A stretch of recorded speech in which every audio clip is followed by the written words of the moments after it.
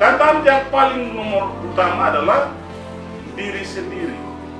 Saya mampukah tidak? Saya bisa seperti Musa kah tidak? Saya bisa kosongkan laut begitu, bisakah tidak?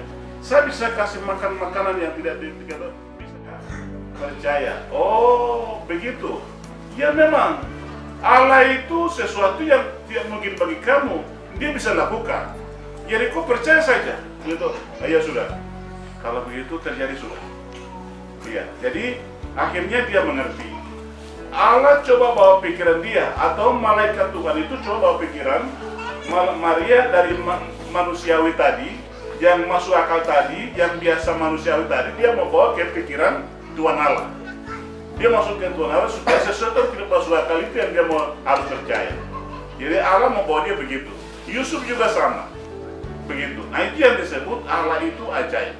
Allah itu luar biasa. Allah itu besar, yang sesuatu yang kita tidak pikir dia lakukan. Nah, itu yang saya ingin dorong. Dan salah satu bukti kalau kita orang percaya, kalau sudah percaya, maka yang kita punya pengetahuan bagus sekali, Allah itu maha besar, Allah itu besar, Allah itu maha hadir, Allah itu tidak bisa dibatasi kuasanya, Allah macam-macam yang kita percaya, kita terima. Pengetahuannya begitu, dan kita sudah percaya begitu. Betul, Allah kita besar. Begitu. Ini waktunya untuk kita buktikan Allah kita besar itu kepada kehidupan kita sehari-hari.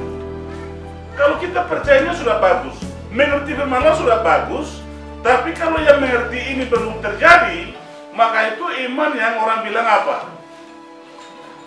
Iman yang mati kah? Iman yang kosong kah? Iman yang belum bergerak kah? Begitu-begitu.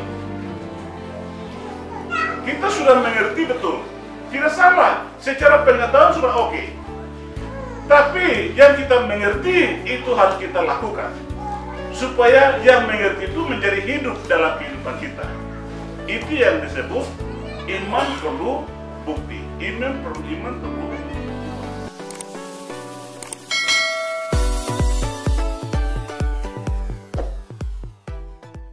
Luar biasa ibu saya lihat.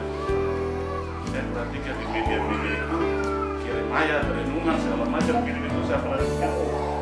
Jemaat sudah hebat, sudah mengerti firman luar biasa semua. Jadi saya kadang-kadang jadi takut juga sekarang. Saya jarang kirim renungan ya, saudara bisa lihat ya. Sering saya kirim, sekarang saya batasi diri karena banyak pengkhotbah di media. Jadi seperti hampir kita diyakinkan. Kenapa? Karena hamba Tuhan seperti tidak lagi bermutu, tidak lagi diharapkan. Hamba Tuhan sudah tidak lagi dipercaya dan seterusnya. Karena itu banyak kalau kita masih bergantung penuh kepada Tuhan dan percaya dan lakukan sesuatu sesuai iman kita, maka Allah akan lakukan itu. Saudara, bangsa Israel itu bangsa pilihan Tuhan. Alkitab bilang bahwa dari sekian suku bangsa di dunia ini, Allah pilih hanya satu bangsa.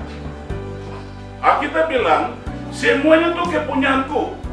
Semua bangsa-bangsa di dunia itu kepunyaanku.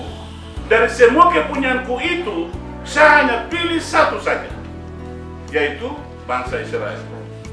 Bangsa Israel inilah yang akan saya pakai sebagai alat saya supaya melalui bangsa ini dunia tahu bahwa siapa Allah yang menciptakan langit bumi itu melalui bangsa ini. Jadi begitu tujuannya. Jadi Allah mau berperkara atas namaku atau atas umat ini, namaku dipanggil. Panggil malam baca ayat tadi. Jadi bangsa inilah Allah tahu. Ini siapa? Ini umat Tuhan. Jadi waktu orang bilang umat Tuhan, otomatis Tuhannya disebut. Maka oh ini bangsa punya Tuhan. Yang itu. Tuhan yang mana? Tuhan yang besar. Tuhan yang menciptakan langit bumi, Tuhan yang hidup, Tuhan yang berkuasa atas semua kehidupan dan dunia ini. Tuhan itu adalah umat ini punya Tuhan. Jadi begitu, Allah pilih umat itu supaya dunia tahu bahwa Allah itu melalui bangsa ini. Nah, dari bangsa inilah akan menjadi berkat bagi orang-orang lain. Bangsa lain di luar sana akan percaya Tuhan yang benar melalui bangsa Israel, satu bangsa yang Tuhan pilih. Hari ini kita sebut mereka umat pilihan Tuhan. Kita bilang begitu hari ini. Dan umat pilihan Tuhan itu bukan karena Israelnya, tetapi Tuhan melihat atau Tuhan panggil Abraham. Melalui Abraham, Allah berikan janji, namanya janji tanpa syarat. Orang bilang janji bersyarat itu begini. Ini tidak berubah. Visi tetap sama seperti yang Tuhan kasih kepada Tuhan taruh dalam hati Abraham, dan hati Abraham itu akhirnya dieksekusi oleh Musa ketika Tuhan pakai dia untuk bebaskan mereka keluar dari Mesir. Kemudian dia sedang bawa pergi. Visinya adalah ke Kanaan. Kamu akan diberikan tanah, kamu tinggal di situ sebagai sebuah bangsa, di situ kamu akan menjadi begini. Ya itu visinya atau goal yang ingin dicapai. Karena disitulah nanti akan datang juru selamat melalui mereka dari tanah itu. Jadi itu sudah dikasih oleh Abraham, dan Abraham sekarang dia kasih eksekusi saya atau apa? Lakukan oleh Musa, bebaskan mereka. Sekarang mau bawa mereka pergi. Sampai akhirnya hampir 39 tahun mereka berputar-putar di padang gurun sekarang. Berputar-putar. Kemudian akhirnya Musa pun tidak masuk, generasi pertama dari Mesir pun tidak masuk tanah Kanaan, tanah perjanjian. Nah sekarang Tuhan pilih Musa, siapa? Yosua. Yosua yang harus melanjutkan visi itu. Visinya masih sama, tapi orangnya ganti. Visinya masih sama, orangnya ganti. Sekarang Yosua punya tantangan luar biasa. Tantangannya apa? Musa punya tantangan luar biasa juga. Nah sekarang Yosua punya tantangan apa? Dia bukan masuk biasa-biasa masuk ke sana, tidak biasa-biasa. Dia harus hadapi perlawanan dari orang-orang asli. Jadi perang namanya. Dia harus perang baru kosongkan tempat baru dia masuk. Itu satu tantangan. Tantangan yang paling nomor utama adalah diri sendiri. Saya mampukah tidak ya? Saya bisa seperti Musa kah tidak ya? Saya bisa kosongkan laut begitu bisakah tidak ya? Saya bisa kasih makan makanan yang tidak dikatakan bisakah tidak ya? Bisakah tidak? Jadi dia sudah muncul berbagai pertanyaan di dalam diri dia. Itu tantangan besar. Tantangan lain adalah bangsa Israel sendiri. Yosua sudah tahu betul. Waktu Musa bawa mereka, Yosua sudah tahu betul. Tahunya bagaimana? Bangsa ini selalu demo, selalu masalah dengan Musa. Kok ini begini, kok ini begitu, dan ini begini, macam-macam. Kok kenapa mau kami ke sini? Ini di sana enak-enak, kok bikin kami begini, baru kami lapar lagi, kami tidak makan lagi, tidak minum lagi. Jadi dia sudah tahu bangsa ini punya karakternya betul-betul keras. Nah sekarang dia harus bawa jadi generasi pertama supaya mereka harus rebut kota itu dengan andalkan kuasa Tuhan.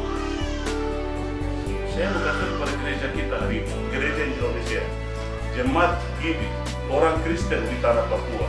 Saya mau kasih begini, Allah pernah pakai orang-orang hebat pertama.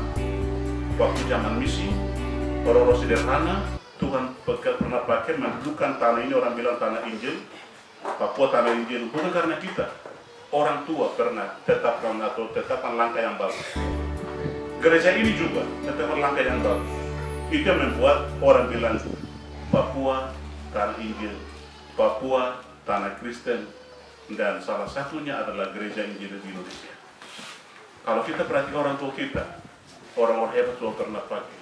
Tapi hari ini kita seperti luar biasa ini, seperti hampir hilang. Ya dia mau kasih kepada mereka, jangan tergesa. Kita melangkah, maka kuasa Tuhan itu akan muncul di situ. Kalau saya percaya, tapi kalau saya belum melangkah, maka dia tidak muncul. Itu hanya mengerti Allah hebat. Ya Allah hebat itu ada di sini. Allah besar itu ada di sini. Tapi Allah hebat itu coba kita buktikan melalui tindakan kita supaya hebat itu muncul di situ. Itu yang Yosua lakukan di sini.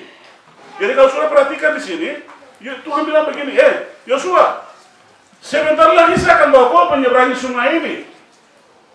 Karena itu kamu harus pergi menyeberangi sungai itu dengan cara-cara yang saya kasih tahu kau begini.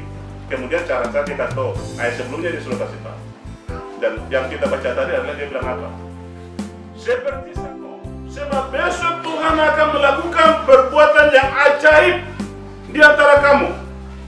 Dan kepada para imam itu, Yosua berkata demikian, angkatlah tabut perjanjian dan menyeberangi di depan bangsa ini. Maka mereka mengangkat tabut perjanjian dan berjalan.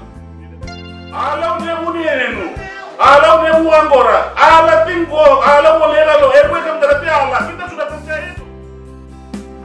Yang penting kamu percaya kepada firman Allah. Kalau yang bicara di firman Tuhan, Allah membuktikan dalam sejarah. Allah menciptakan langit bumi yang bicara. Maka percaya saja kepada firman Allah. Karena Allah itu yang hebat yang bicara. Allah menyelamatkan saya, saudara bicara. Jangan cari-cari apa-apa. Jangan kemana-mana. Allah mau kasih tahu kepada Yosua. Dan Yosua bicara kepada umatnya bahwa Allah ada bersama-sama di sini. Allah percaya, Yosua percaya. Yosua percaya kepada firman Allah. Bukti percayanya adalah dia kasih tahu orang-orang. Sekarang kamu bikin begini. Karena Allah ada di sini. Allah mau berkata besar di sini. Karena kamu begini. Ini bukti bahwa Yosua percaya itu. Kadang-kadang sudah percaya betul, Pak. Soal itu sudah aman, Pak. Orang bilang tak begitu. Soal itu sudah aman karena Allah ada di sini. Gitu. Oh ya, puji Tuhan lah. Begitu. Tapi saya perlu buat tadi begitu. Jadi pertama harus percaya firman Allah. Yosua percaya firman Allah. Yosua percaya Allah ada. Allah itu hidup. Allah itu hidup ada di sini. Orang dari tiap-tiap suku segera sesudah kaki para imam pengangkat tabut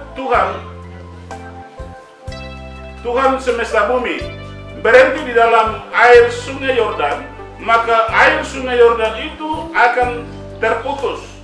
Air yang turun dari hulu akan berhenti mengalir menjadi bendungan. Ini bukti tindakan.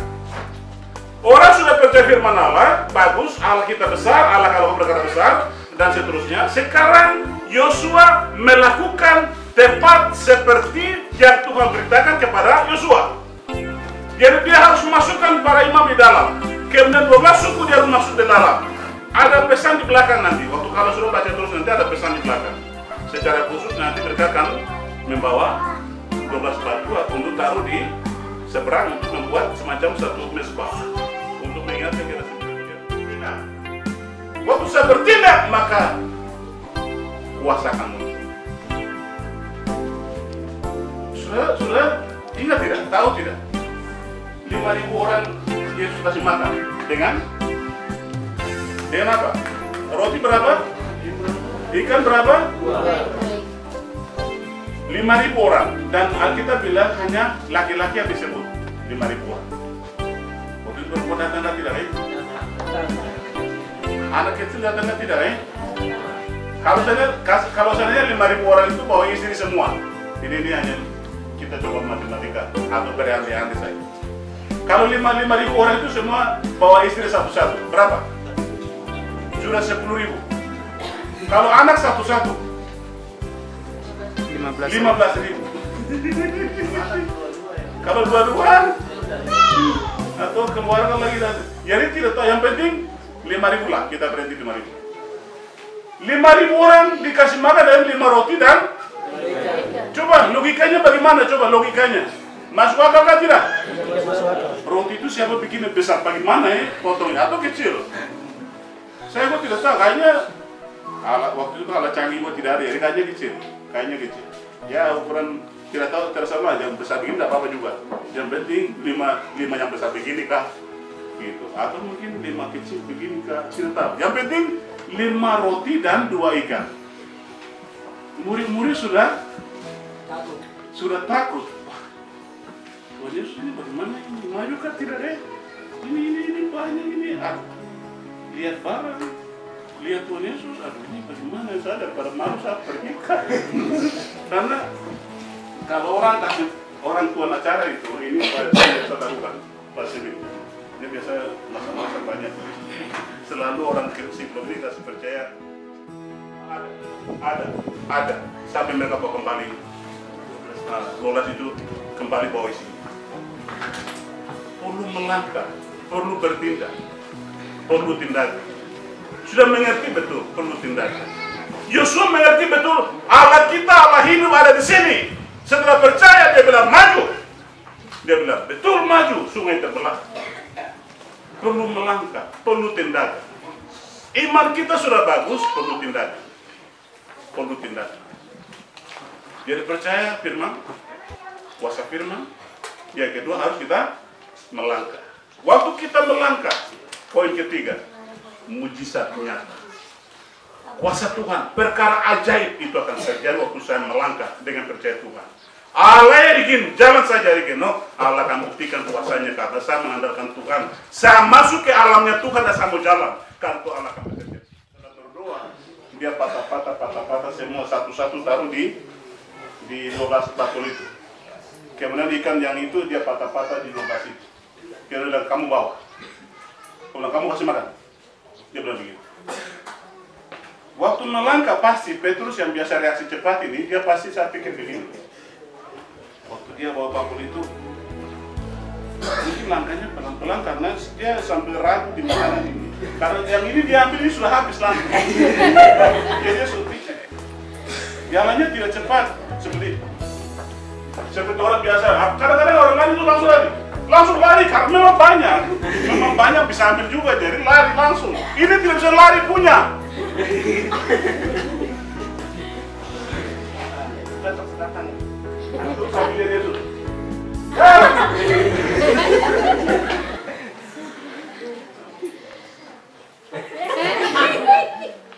Udah mau waktu ambil mungkin lihat mata mungkin dari tempat lain karena itu sudah habis langsung.